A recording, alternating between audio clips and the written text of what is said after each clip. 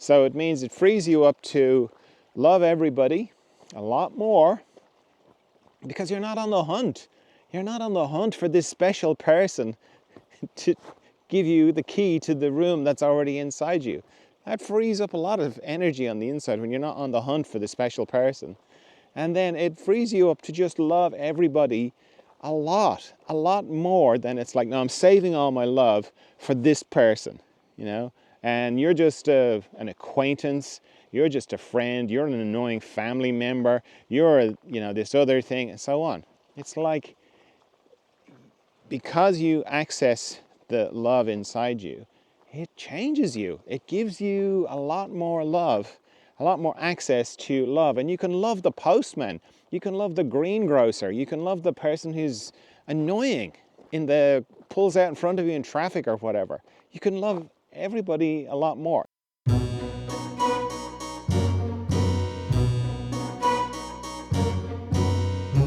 Hello friend, John Dalton here for the Emergence Podcast, where we go into consciousness, the mystery and love.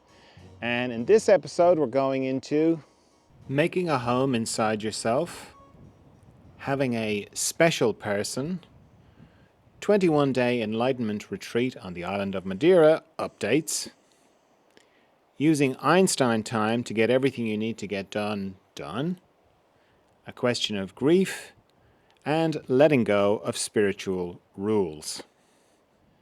So I had a few comments in response to what I was talking about last week about building a home inside yourself, and this idea that if you build a home in somebody else, then you give them the power to make you homeless. And I was talking about finding the love within. So one person said, that makes the person special when you make them your special person. And that's understandable, because that's the way we've been conditioned. We've been conditioned to want to have a special person.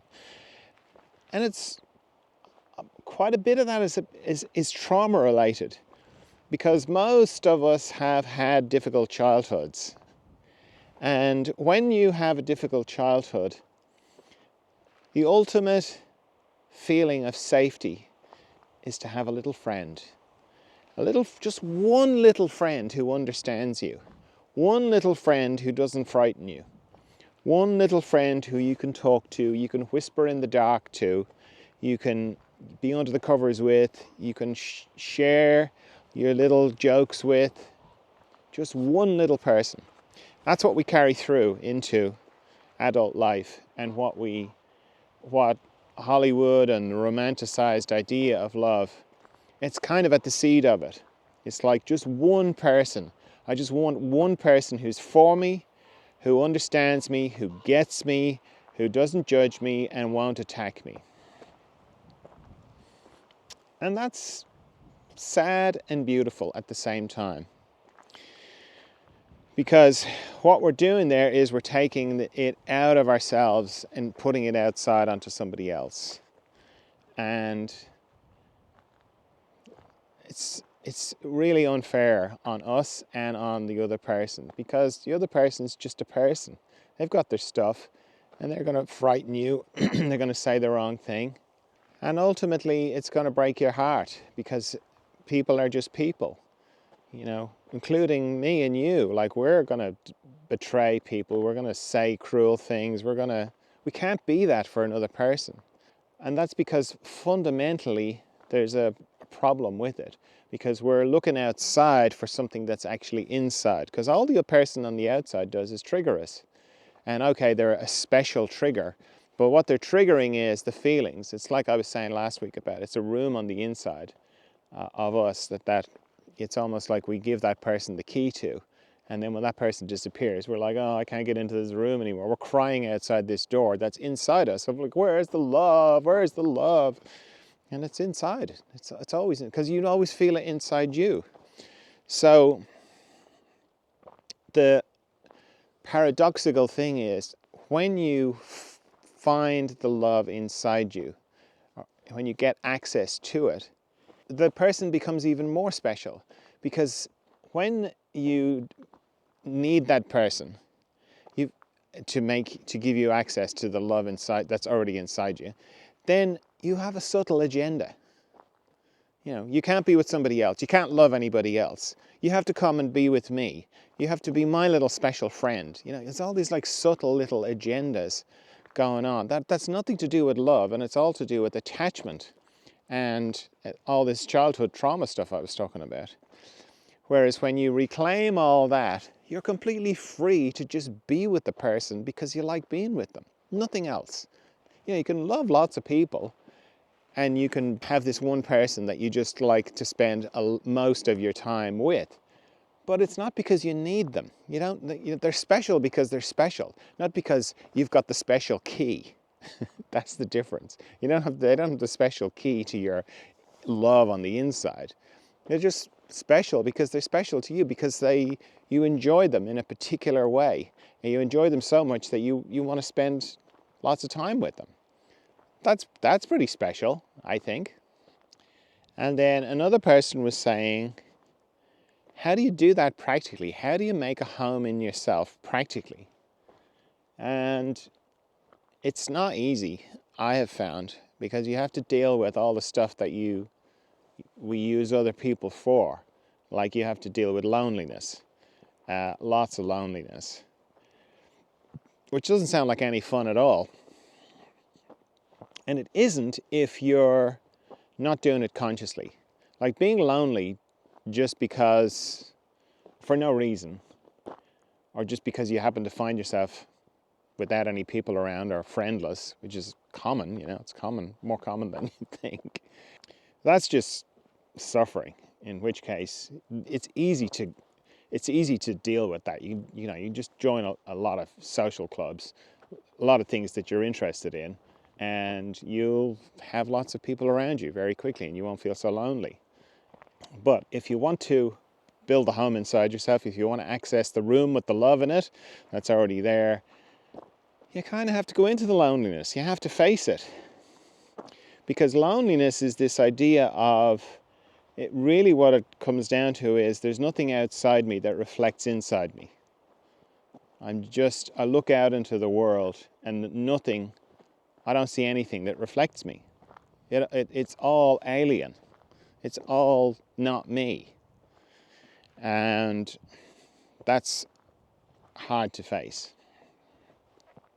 But once you begin to face it, you start to get through it. Now, it can take a long time. It can take years to repeatedly, consciously go into it, to not shy away from it. Because often we shy away from loneliness, we distract ourselves with the million and one things that we can distract ourselves. So it's to not distract yourself, to go into it. And as I said, the switches that people turn on, the people that we love turn on, become sliders. And slowly, over time, you don't feel lonely. And then over more time, you notice that you feel those feelings of love. The door to that room is open, just a little crack. And then more time, it's open wider and wider. So really it comes down to being conscious about it. And going, yeah, I get that thing of I never feel love in another person's body. It's always inside me. So it stands to reason that if I can find out how to access what's already inside me, then I can feel those feelings all the time. I can access those feelings. Once you figure that out and you go, yeah, I'm going to do that. I'm going to go for that. Because ultimately, I don't want to get too Tibetan Buddhist here about it, because I'm not a Tibetan Buddhist, but they're pretty fixated on it. It's all a preparation for death, which sounds very macabre.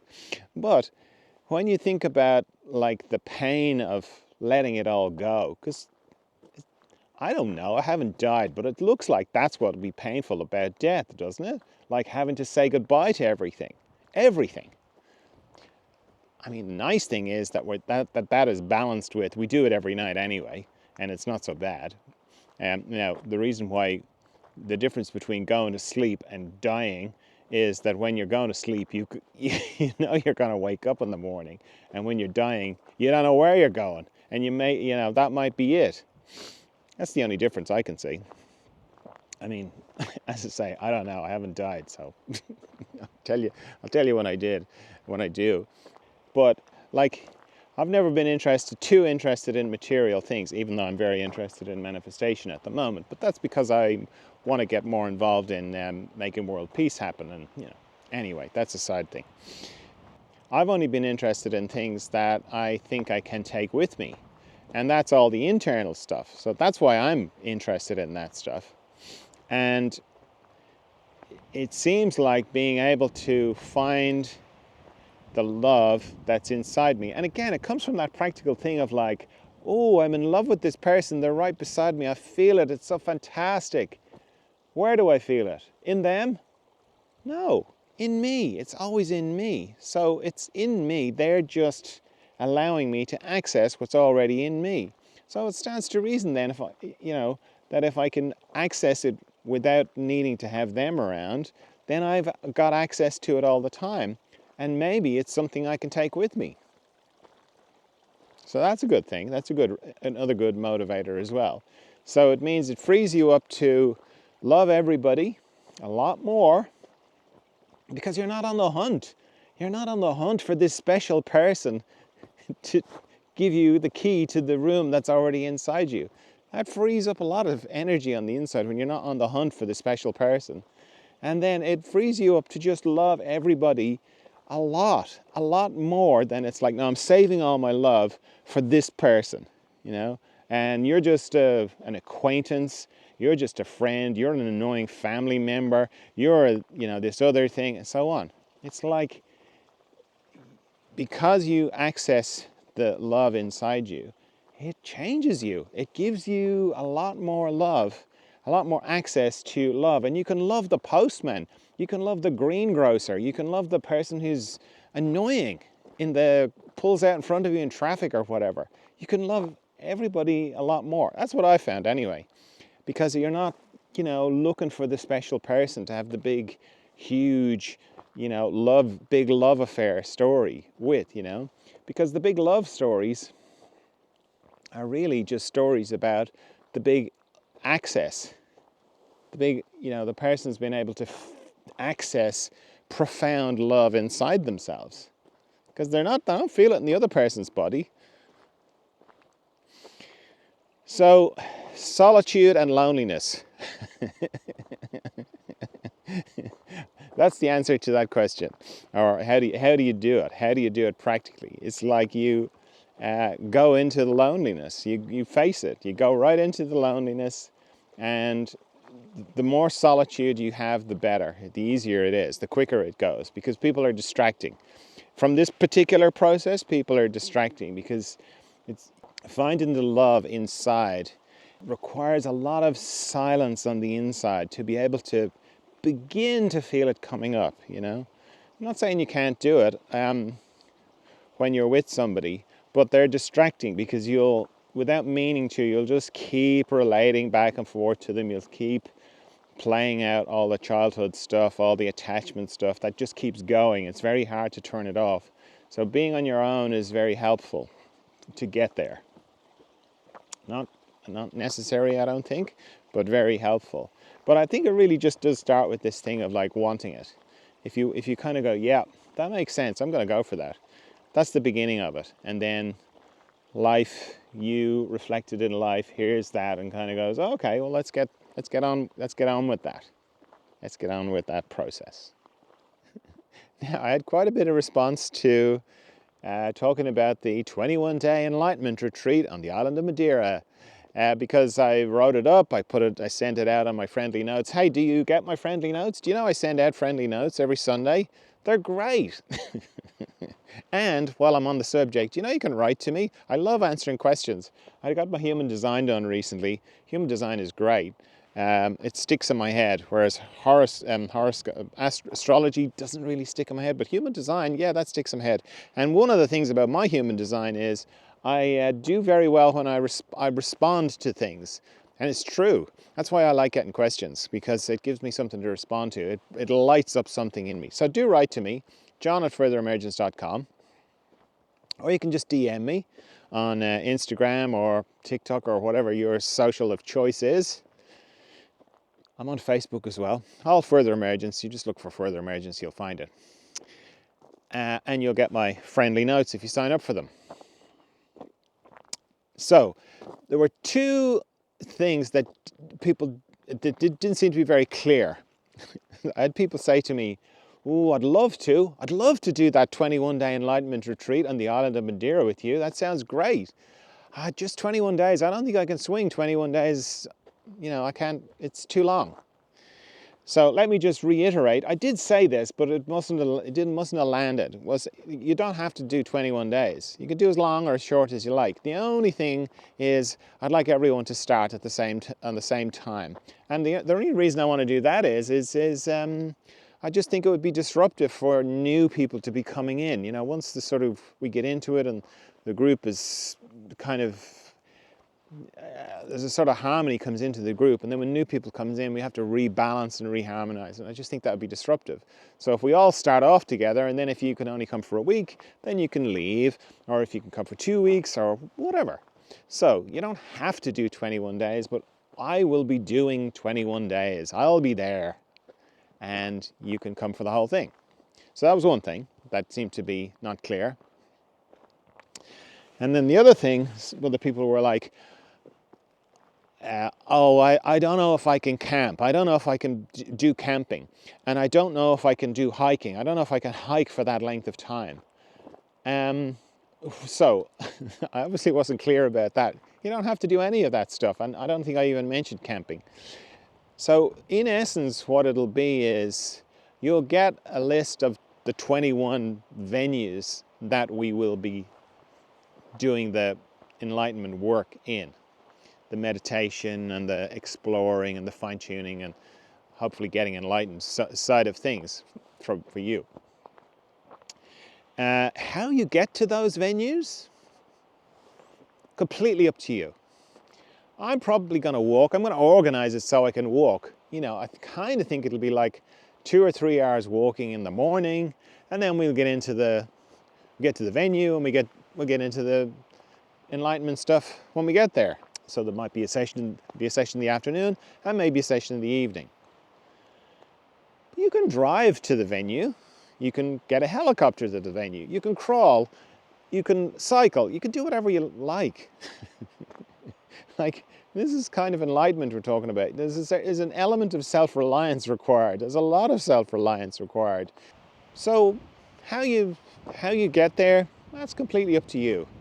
Where you stay, that's completely up to you. You can camp if you want. I don't think I'm going to be camping. You can stay in a 5-star hotel. It's not a big island. You can base yourself in a 5-star hotel and just drive to each venue every day. It's fine. Really, I don't feel like any of that stuff is my business. What you eat, what your dietary requirements are, that's your business. That's nothing to do with me. What I'm concerned with is holding the space, providing resonance, meaning, I'm enlightened, so being around me is going to help you get enlightened in the way that me being around people who are enlightened help me get enlightened. So I'm providing resonance. I'm not teaching. I'm not going, so kids, here's how to get enlightened. Because I don't know how you get enlightened. I just know how I got enlightened. And I can share that. And I can provide the resonant field that will, I know, help you get enlightened. But I'm more the kind of container of the space. That's my focus. What the venues are going to be like. Can we be private? Because as I said, it's a mashup of being in life and being away from life. So it's not your standard kind of retreat. You've got to kind of keep going back into life. Have the unpleasant waiter, have the flirtatious person, have all the stuff of life, the logistic stuff, and then into these very removed, retreated, meditative focus on enlightenment, and then back out into life again, because it's got to stand up to life, because you're going to be, we live in life, we don't live in retreat. So yeah, you'll get your 21 venues. How you get there, where you stay, what you eat, that's completely up to you. So I hope that clarifies it. And there's a nice little page on the website now for it. Under Retreat, you'll see it, and you can go and put your name down as for an expression of interest, because we're in the early stages now, and then the more people that sort of say, yeah, that's something I'm into, then you'll kind of help to shape it as well, because everyone will be on the Discord, where you can kind of share accommodation tips, travel tips, food, whatever. Because as I say, most of what happens outside the rooms, the venues where we be doing the work, has nothing to do with me in a way, or it's kind of not my business. So getting to know everybody beforehand, getting a sense of the numbers, that's all helpful for me to prepare, and it's helpful for you, so you can start the process now, because it's a big thing to kind of go, yeah, I'm going for it. I'm going for enlightenment. I'm going to go to Madiera. I'm going to go on this 21-day thing and see if I can make it happen. Because it's surprising, even just since this whole thing has started, I'm discovering so many people who are quietly been, desperately trying to become enlightened, but on the quiet, which is crazy, because it's like, why not just be open about it? Why not say, yeah, I want to do it. I want to get enlightened. Yeah, I want to go for that. People who've been meditating for years, quietly trying to get enlightened, and not being upfront about it. So, okay. So I hope that clarifies things. As I say, go to the website, put your name down for the expression of interest. You'll be on the mailing list, get the little updates. I'll get you onto Discord so you can start interacting with the other people as well. Farm news is pretty much the same as last week. I think it was last week I was talking about the frost. It's just got more intense. It got down to -4 on one of the nights, which I'm not great on remembering numbers and that kind of thing, but it's pretty low. It's pretty cold. Like you'd come out in the morning and the cars were just covered in frost, and you'd have to defrost them if you wanted to go anywhere. So it's not very exciting. There hasn't been a lot going on. I had to do a bit of driving in it, and that was focusing. Made me focus quite a lot on what I was doing, made me think about, I'm pretty conscious when I'm driving anyway, but it was even more so. But other than that, there hasn't been. When it's frosty like this, everything kind of goes quite still, I find. The animals, the sheep, the donkeys, they seem to move slower or something. So yeah, that's the farm news. Frost. I have a bit of a life hack for you. I was talking to somebody, and I noticed myself sharing this particular thing with them, and I thought, oh yeah, I must tell you about it. And it's the guy, I read it in a book called, I think it's called The Upper Limit. The book is actually called The Big Leap. The Big Leap by Gay Hendricks. That's the proper name of the book. And in that book, it's a very interesting book, highly recommend it. He is talking about this, he's got a little chapter on what he calls Einstein time. And it's the idea that what Einstein was saying about time and space being relative, vaguely, that's kind of what he was saying. He's basically kind of going, if you are fixed on that time is 60 minutes in an hour, 12 hour or 24 hours in a day, then you're kind of governed by that you have to follow that. Whereas he was saying Einstein's thing was, well, time is relative. And we all have the experience of that, If you're doing something that's boring, time seems to go so slowly. And if you're doing something that's really interesting, it just goes by really fast. So what he was calling Einstein time is this idea of, if you have to do a certain number of things and you think in terms of the clock, You go, oh, that's going to take half an hour, that's going to take 20 minutes. So I don't have enough time to do that. Then you won't have enough time to do it. What his thing is if you just sort of drop into that time is a subjective thing, and I can make it, it can be elastic, and it can be whatever I want it to be. Then you just look at all the things that you need to do and go, yeah, okay, I'm going to be able to do all those things and arrive where I need to arrive on the time I need to arrive at. And I use it, and it works about 80% of the time. I find the longer amount of time there is, like if I'm trying to do a lot of things in 30 minutes, that puts a lot of pressure on it, for example. And that's where the 20% that it doesn't work for me happens. But if I've got to do a lot of things in 3 hours, in a 3-hour period, that if I added up all the amount of time it would take based on the clock, I wouldn't get it done. I'd start dropping things. I'd go, well, I'm just not going to get time to do that. The more amount of time I have to do it over, the more it works. I get to let's say it's 1 o'clock and I have to, like, a load of stuff to do by 4. If I use this Einstein time idea, yeah, I get to 4 o'clock, it's all done. And it's all done very easily. I think that's the other, he doesn't mention it, maybe he does. But for me, I'm big on ease. So I have to do it easily. It's not like I sprint around doing all the things. I just have this thing of, like, time is subjective. I'm going to get everything done that I need to do, and I'm going to get it done with ease. And I do. So, yeah, read the book. It's a great book. And the chapter on Einstein time, very helpful. And I pass it on to you. It is a great little life hack of not taking time so seriously. So in response to the question I put on the Further Emergence Instagram feed, what's the biggest challenge you're facing in your spiritual life? This person wrote, my brother passed away 16 months ago. The last month has been the toughest yet. I miss him. And then there's a heart emoji. So in a weird kind of way, this is similar to what I was talking about love.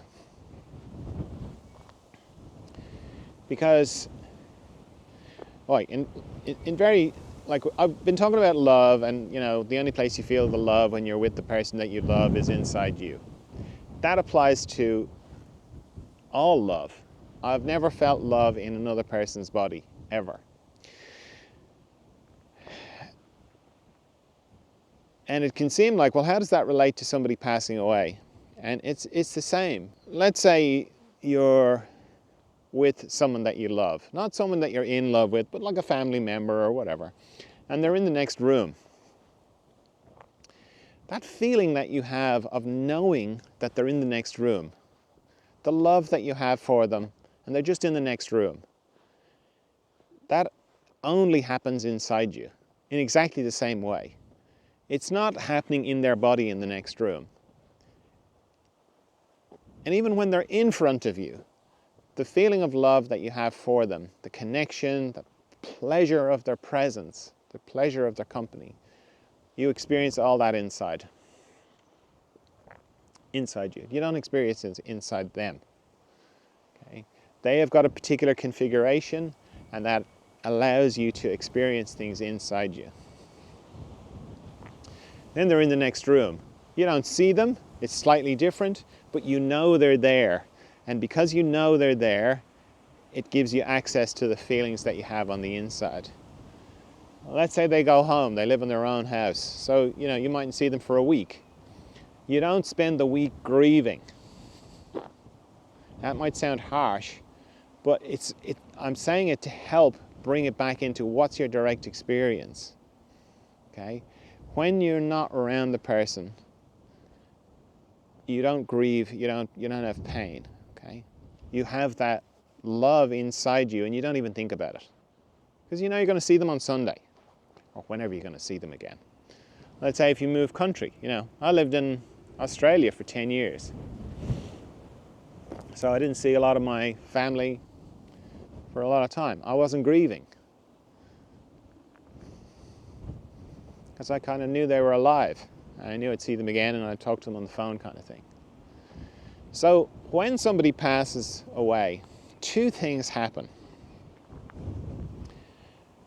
Grieving is our attachment to that person.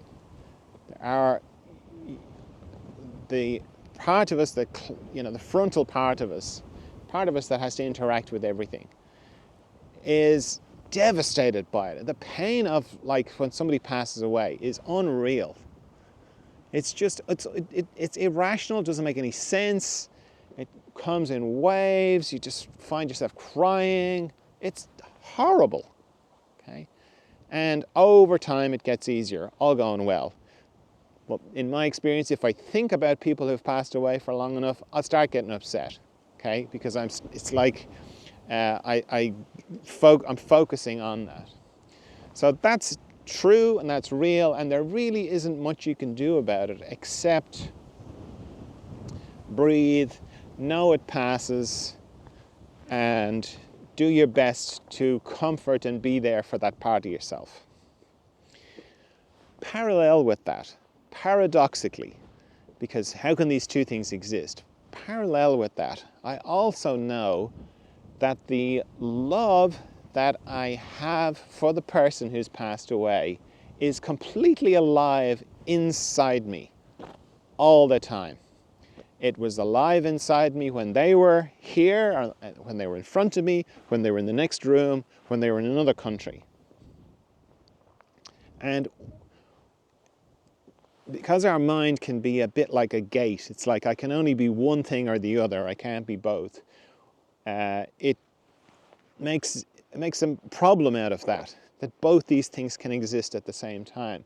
When I let go of that, I let go of, like, I can be grieving, I can be sobbing, howling with grief for the person that's passed away, and simultaneously connected to the love that I only ever experienced inside me, and that's completely alive inside me right now, and be howling with grief at the same time. When you can hold those two, it has a weird kind of effect, because it sort of puts everything in the place of where it actually is.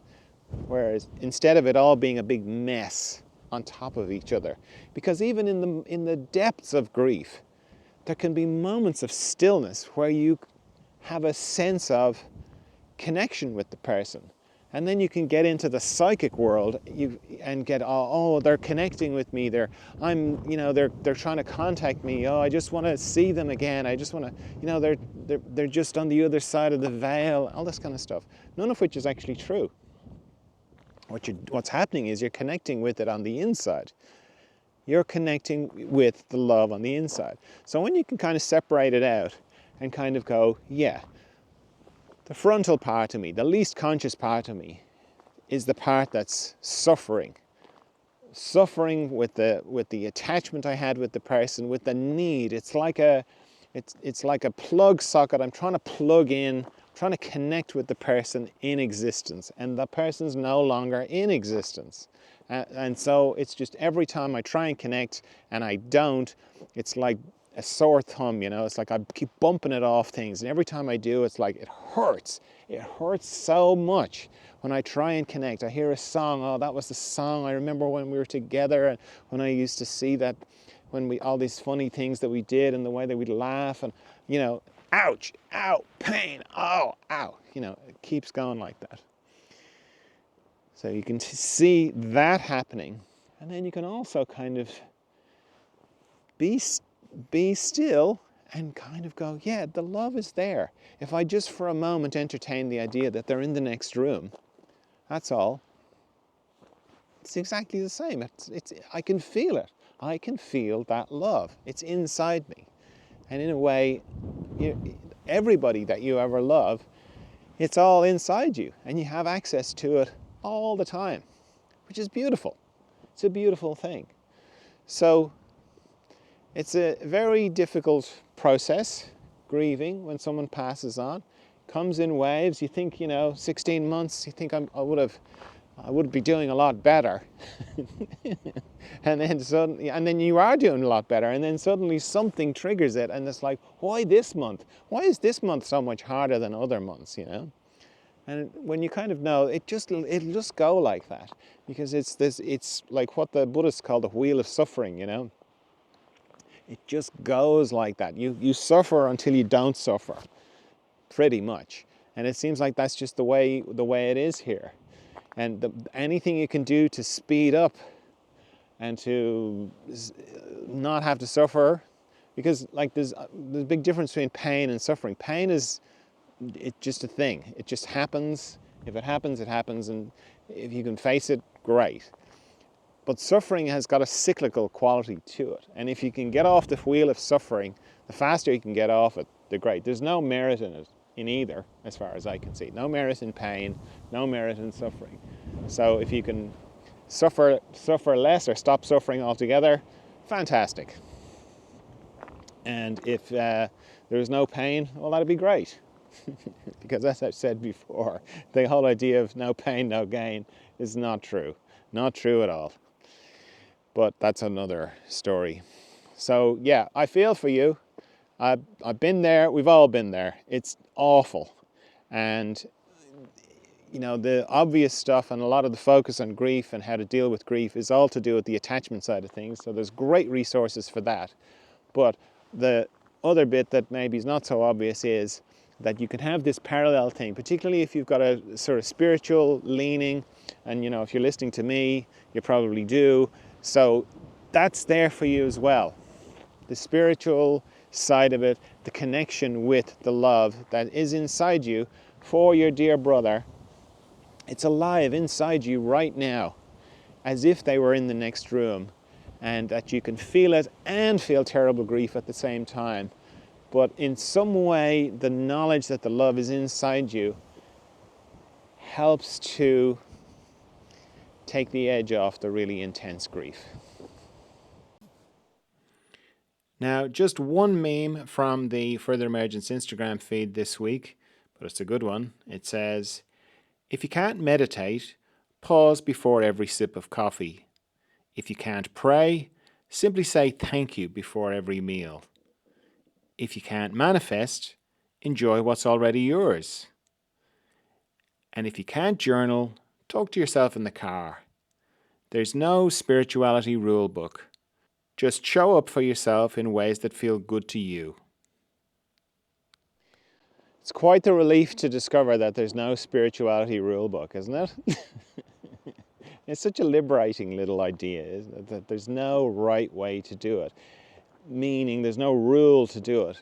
Because it's so funny. In the process of getting a bit of distance from our mind and seeing how our mind fits in and beginning to maybe get a bit of a glimpse that our mind is not us, which is a very strange concept, that our mind is not us.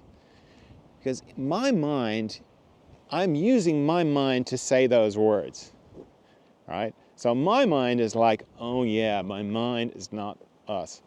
My mind doesn't know that. My mind still thinks it's me, even though I'm using those words. Yeah. In the same way as your mind is hearing those words going, you know, if it resonates with you, going, right, yeah, okay, my mind is not me. That's my mind. That's your mind thinking it knows what it's talking about when it doesn't. Because if my mind is not me, then just the very nature of that knowledge means that it doesn't know about what it is not. What? Because I know who I am, and I know it through meditation. Okay? I know it in the gaps when I turn off my mind, when I stop thinking. I'm present. And presence, then I become conscious of being present, and then my mind kicks in, I start thinking again. But there's those moments when I'm just present. They don't last long, and I continually return to them in meditation. But from many years of, being in those moments of presence, I know that I am not my mind. I mean, in a more ordinary kind of way, we know it from going to sleep every night. We go to sleep every night, and when we wake up, we're back. Well, where do we go? What happens? Where do we go when we sleep, you know? We're gone.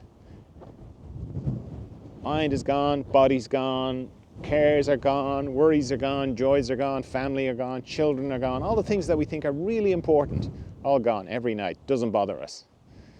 And I think it doesn't bother us because we kind of know it's not us. Also, the fact that we know we're going to wake up in the morning, that's very helpful. So, all the rules, the spiritual rules, they're all to do with my mind. My mind hears about meditation, goes, oh yeah, meditation. And it hears, oh, I should meditate morning, you know, and evening. And then if I don't do that, my mind is like, oh, I'm failing at meditation. You know? I can't be grateful. I've read about gratitude. I read 4 books on gratitude. I know how to do gratitude. Now I can't do it. Now I'm failing. And all these other rules that it's just my mind, and my mind is not what's the spiritual part of me, you know. And it's got an element of that, but it's not really the deep spiritual stuff. So letting go of all that, letting go of all the rules, all the shoulds, is beautiful, because then it gives you the freedom to, you know, I can't meditate, but I can pause before I have my cup of tea or my coffee. I can't I can't manifest. I'm rubbish at manifesting. But then you can look around. Like, it's so funny to kind of think, oh, I'm not very good at manifesting. It doesn't matter where you are. It doesn't matter how little you have. You have something, you know. I mean, just the fact that you're listening to me means you've got access to some sort of a device. I mean, that's pretty impressive. There's a lot of people don't. But if you look around at what's around you, all the stuff you've manifested, it's incredible how much stuff you've already manifested. So if you feel like, you know, if your mind is going, oh, I'm no good at manifesting, just look around. It's all around you, all what you've manifested, and so on, you know. So it's just so freeing to kind of go, it's okay to just do the little bit that I can. The little bit that I can is plenty. It's enough. It's more than enough. Okay, well, that's all I have for you this time. I trust you're well. I trust you're of good cheer. And I'll talk to you again soon. Bye.